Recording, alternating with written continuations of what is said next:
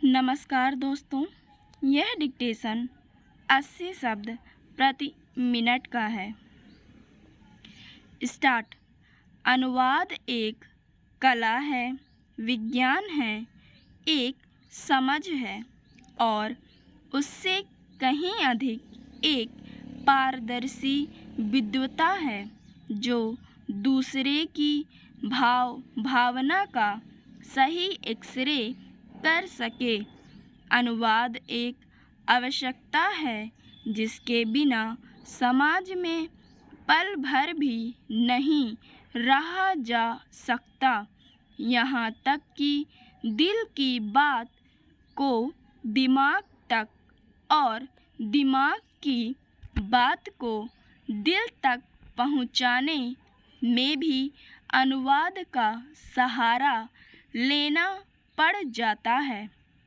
इसलिए कहते हैं, दिल की भाषा और दिमाग की भाषा में अंतर है।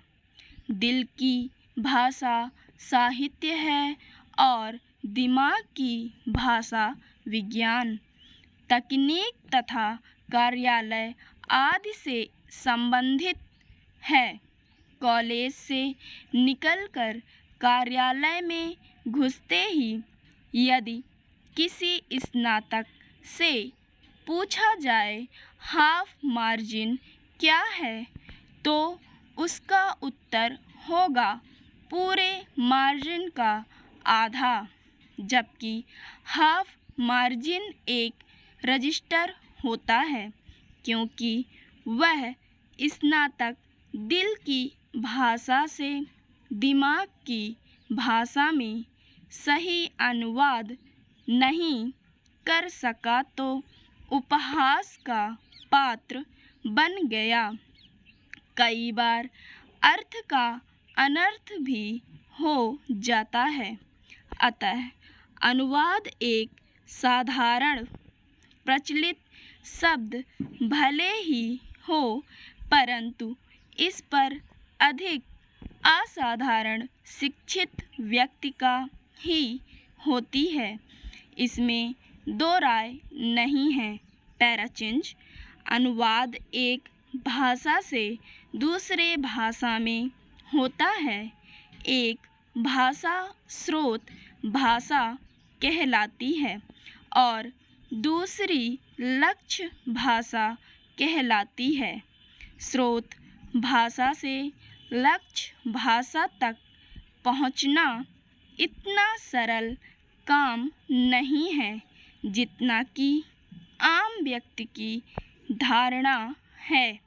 कार्यालय में स्रोत भाषा के कई रूप होते हैं।